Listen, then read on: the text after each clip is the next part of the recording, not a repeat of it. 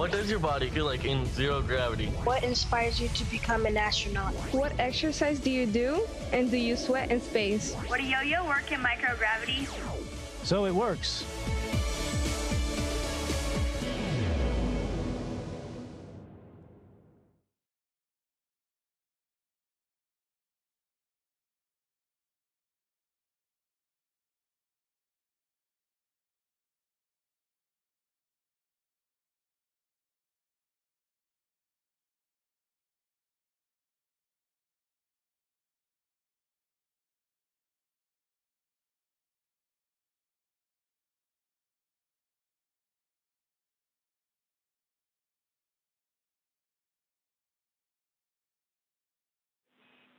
Station, this is Houston. Are you ready for the event? Houston, I am ready for the event. Poudre High School, this is Mission Control Houston. Please call station for a voice check. Station, this is Poudre High School. How do you hear me? Poudre High School, I have you loud and clear. Welcome to the International Space Station.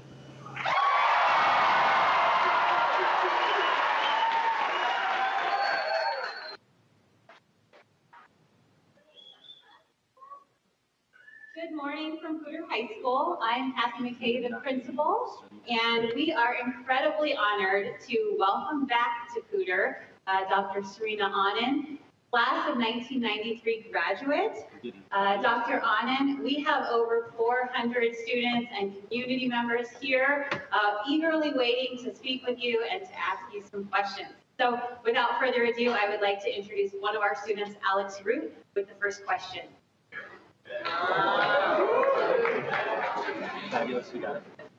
Hi, my name is Alex. What is the training like before you go to the space station? What is the most difficult part of astronaut training?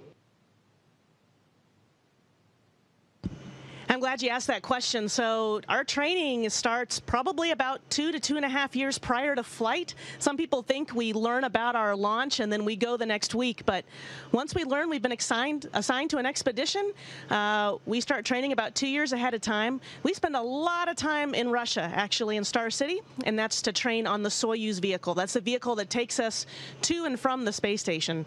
And we also learn about the systems on board the Russian side of the space station. The rest of our time, the majority is spent in the United States, where we learn about space station systems. We learn how to do spacewalks in our big neutral buoyancy lab, the big pool. We learn how to operate the robot arm. We also take Russian language lessons. The official language on board the station is English, but half of our crew, a good portion of the time, is Russian, and so we communicate back and forth. As far as the most difficult part, honestly, it's probably the travel. It's just you spend a lot of time away from family and friends, and it's back and forth quite a bit. You are prepared for that to some extent, but that is definitely the toughest part. Hi, my name is Alex. What is it like to sleep in space? Have you or others experienced sleepwalking in microgravity? So the great thing about sleeping in space is you can sleep on any wall you want to.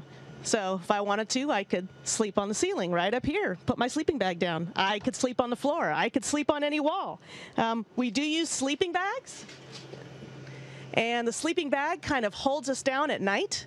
It just lets our arms float freely out from in front of us. But we are a little bit restrained because we don't want to bump into everything. I haven't ever seen anybody sleepwalk up here, but then again, you don't know what's happening at nighttime. But for the most part, we all have our own little crew quarters, which is kind of like our bedroom up here, and it's about the size of a telephone booth. So imagine fitting all your belongings for one mission, all your personal effects, pictures, everything, in a telephone booth. But it is your telephone booth. Hi, my name is Casey Kraft. I was wondering what your daily routine looks like. Yeah, so our daily routine up here, it's a pretty long day. We work essentially over a 12-hour period. We're awake by 6 or 6:30, and we start working at 7:30 in the morning. And from 7:30 in the morning to about 7:30 at night, we are doing everything from science experiments on board the space station to routine maintenance tasks. A lot of people don't think about that, but the station is getting older, and it requires a lot of upkeep, a lot of maintenance to even keep things like the toilet running and running cleanly. So we are constantly doing maintenance tasks daily. We've got a Japanese cargo vehicle, HTV-7, that is about to approach, or hopefully will be launching in the next few days and will be coming to station.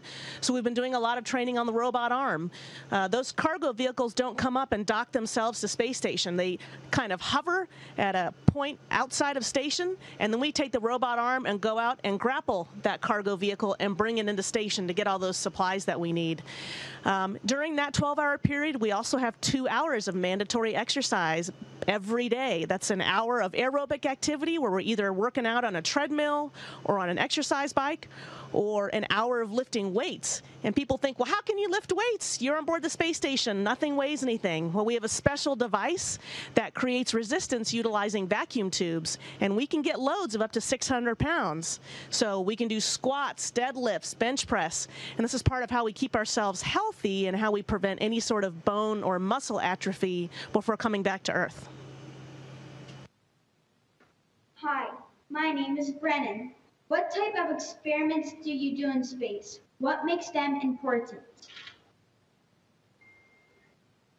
So I'll tell you, some of my favorite experiments that we do up here, and we do experiments in many areas, from human research, materials science, even what we call tech demo. What if we were to go to Mars? Can we test certain things out here on station first? Some of my most favorite experiments are the human science experiments. One of the ones we did just a little over a month ago was some trials for cancer therapy. And we did them on a type of cell called an endothelial cell. And an endothelial cell is just a cell that lines every blood vessel in your body. We all have them. Well, sometimes tumors like to invade those cells. But what researchers have found is that endothelial cells really like to grow up here on board the space station. They can't grow them for very long in culture plates back on Earth to test out any sort of chemotherapy, but they like to grow up here in space. For them, being up here in space is like being just in the body. And so part of the experimentation we did not that long ago up here was to see how long we could keep these cells viable, and then also begin to test out varying levels of chemotherapy on these cells. So that is research that is very important, certainly to me, to all of us up here as a crew, and it should be important to you too, because cancer is always something we're fighting against. And if we can do one small part up here on the space station, I'm really proud to take part in that. The other sorts of experiments we do up here human-wise is people kind of view us as being in a sort of immobile environment. We're not walking around, we don't have gravity, we're just sort of floating around everywhere. And so sometimes our muscles and our bones like to behave the same way that someone does when they're maybe in the hospital for a long period of time, like a grandparent or a parent. They tend to get weaker. And so they look at techniques of how they could rehab us and keep and all the changes in our bones and our muscles, and see if that can translate to folks who maybe are in a hospital bed rest for a long period of time. So a lot of the science correlates, and it's a lot of fun to do up here. Hi, I'm Leah. Do you ever bring animals into space? Is it true birds could not survive in microgravity environment? So we do have animals up here. We actually have mice up here right now. We had 20 mice delivered on this latest SpaceX Dragon vehicle. And we've had bumblebees up here. We have had spiders up here. There have been birds in the past. In fact, they have flown quail. They found the quail did not do as well in a microgravity environment. And when they came back, as expected, they had a lot of atrophy, mostly atrophy of the neck muscles. It was very difficult for them to hold their heads up. And if you talk with astronauts, actually, special shuttle astronauts, who, when they are returning from space, they can feel that weakness in their neck muscles almost immediately once they hit a gravity environment. And so, yep, we do have friends living with us up here. It's not just humans. Hi, my name is Corey. How do you wash your clothes? Great question. Unfortunately, we have no laundry on the space station, so I am going to show you what we do use for clothes. So imagine you're going on a camping trip, and it's a 2-week camping trip. And then they show you the bag that you can put all your clothes in for 1 2-week period. And I'm going to show it to you. That's it. That's all you get for 2 weeks. One bag. So that's all your underwear, all your undergarments, all your pants, all your shirts, and all your workout clothes. So we have to be very conscious about that sort of thing up here because we live with our trash. And we simply don't just eject it out the airlock. Once something is done and done being used, we store it until we can get a cargo vehicle up here to take it back down. Like, for example, that's what HTV is going to be doing here shortly. But we don't get one shirt every day. We don't even get one pair of underwear every day. So we make this package last for about 2 weeks. And you know what? It actually works really well up here. Clothes don't smell the same up here, kind of like they do on Earth, because they don't really stick to you. You can kind of see my shirt. It floats up above my shoulders. It's very, very different up here. So luckily for us, we're able to make this work. Hi, my name is Carter. What is the most difficult task to do on the space station? Well, almost what you saw me do right there. And a lot of times it is just keeping yourself stable.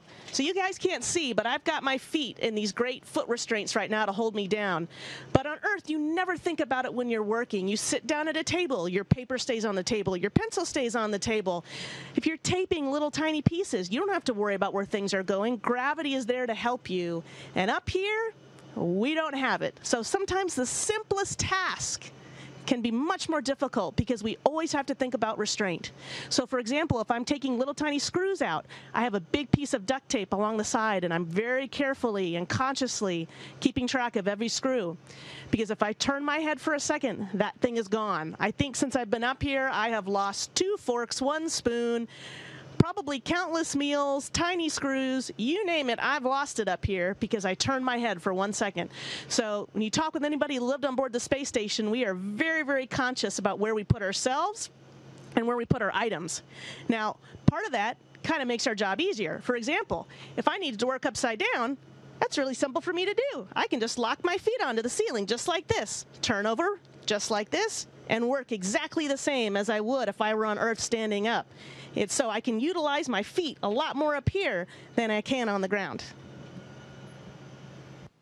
Hi, my name is Jared. How do you and your fellow astronauts stay entertained?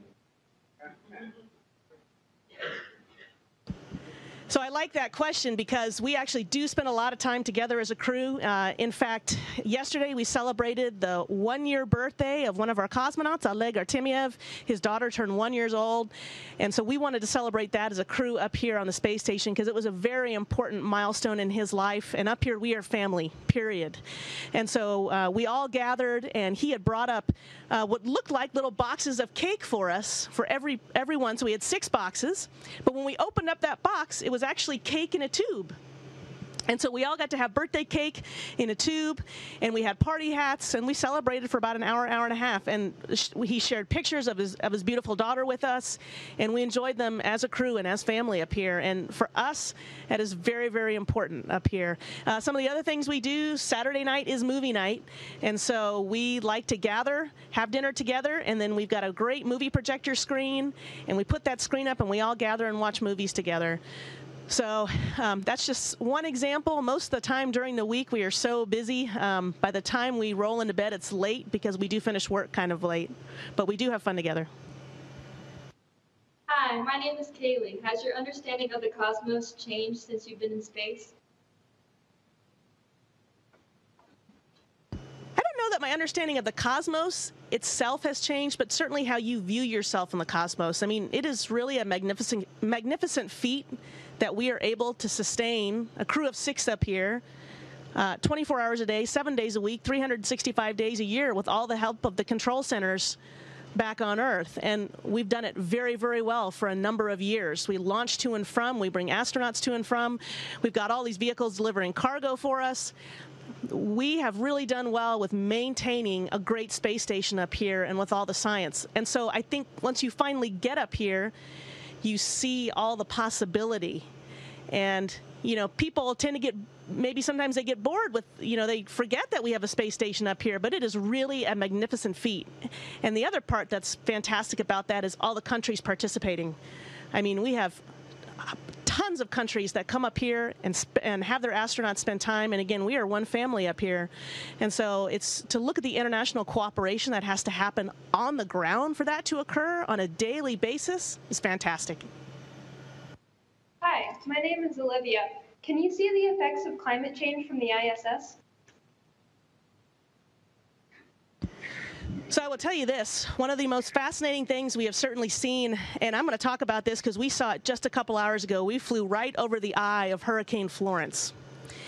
And to see the hurricanes, and as massive as they are in the ocean, from up here, it blows your mind. I mean, we all, you know, our Mission Control Houston called us and said, you are about to pass over this hurricane. We all dropped whatever we were doing and went to our beautiful cupola, which is like our big window to the earth, and took a look at the eye of Florence. And it was just mind-boggling because you don't get that perspective on the ground. And so certainly weather events, big pattern changes, you see them from so well from up here because you have such a massive vantage point. Hi, my name is Paris. I imagine the views you have from the space station are incredible. Have you ever been a space station are incredible? Have you ever been a Yeah, so one of the neatest things I've seen up here has been the aurora, especially if we have all the lights off in Node 3. Node 3 is a part of the space station attached to the cupola, our window to the Earth. And when all those lights are off and you look out and you see just the greens and the pinks and the purples, they're like alive fingers stretching. And it just, aurora look alive up here, and they are alive. And that, to me, has been one of the most beautiful sights I've seen up here. Hi, my name is Tom. What is different about actual spacewalks as opposed to what you see in Hollywood? Yeah, Hollywood makes preparation for spacewalks look so easy. One big difference, we wear diapers. It is an absolute necessity. You're in that suit anywhere from 6 to 7.5 hours. And what you don't see is all the time the astronauts spend in the suit before they finally even go out the airlock, and the hours and weeks of preparations it takes to get those suits ready and to get those astronauts ready. It's a lot of work. It's absolutely fantastic and fun, but it is a lot of work to get us safely out the door and safely back in. Hi, my name is Allison. I would love to hear about your experience as a Poudre High School student and how did Poudre prepare you for your career? Thank you for asking that question. First of all, I want to say thank you so much to Mr. Linzicki, who is there for helping me set this up. I remember sitting in your class when I was there at Poudre High School, and I remember that you made science fun. And that is one of the biggest things that I think can impact students at a school is making any class personal to them. And that's one thing Mr. Linzicki did very well. And, you know, I also remember a lot of my teachers were also my coaches. Coach Osborne, Coach Yonkers, Coach Bradley, they were all my teachers as well. And the one thing that everyone did at Poudre High School for me was spend time with me. And time is one of our most precious commodities. No one seems to have time anymore. Certainly not time to sit down with somebody else and help them with something. But the teachers at Poudre High School did. And they helped me along with difficult times, and they believed in me. They knew at that point I wanted to be an astronaut. Everybody knew. And they believed in me, and they told me that. And so when you listen to ones who you trust in and ones that believe in you and ones who love you, man, anything can happen. So I just really want to say thank you, Poudre High School. You made a tremendous difference in my life, and I'm not just saying that, but I have so many fond memories, especially of all the teachers and all my friends there. So take advantage, students. Take advantage of the teachers who are there. If they offer you their time, take them up on it. Hi, I'm Kennedy. Does microgravity affect your digestion? You know, we haven't noticed any difference up here. Certainly the first week or so that you're up here, astronauts don't feel great. They get something called space adaptation syndrome, and sometimes they feel a little nauseous and they don't eat as much, but that quickly resolves and everything works as normal. And kind of the cool thing is you can even eat upside down. Can't really do this on Earth very well. It doesn't work out and your body does not like it, but I can do it from up here, no problem. Hi, my name is Sarah. Can you put on makeup in space?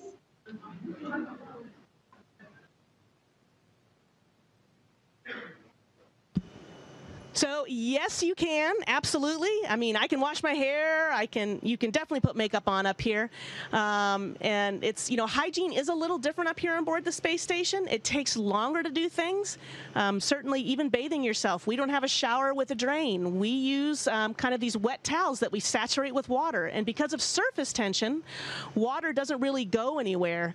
So let me show you something real quick, actually. I wanted to show this to you guys. I'm going to show you what water does. This is just one of our drink bags. But, if you let the water grow from the drink bag, well, there it goes everywhere. But I can let that bubble grow, and then I can attach it to my hand.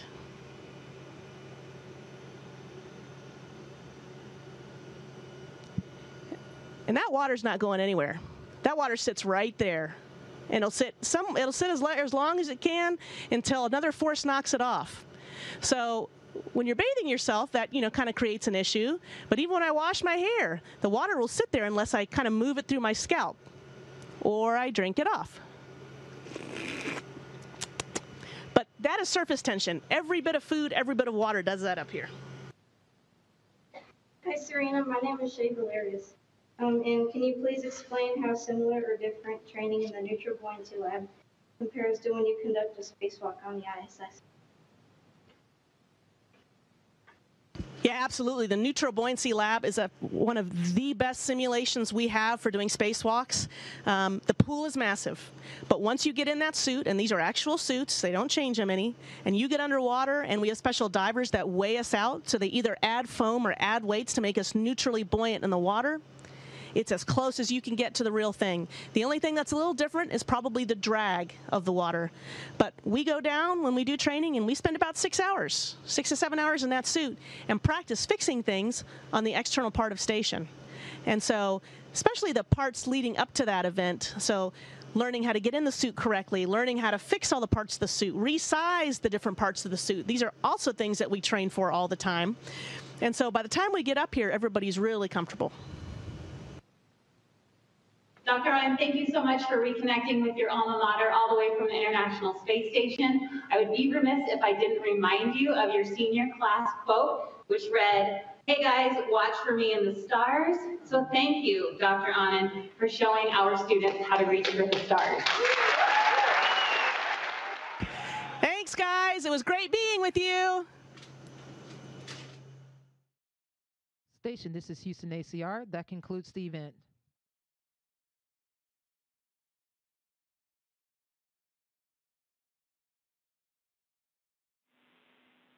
Thank you to all the participants from Poudre High School. Station, we are now resuming operational audio communications.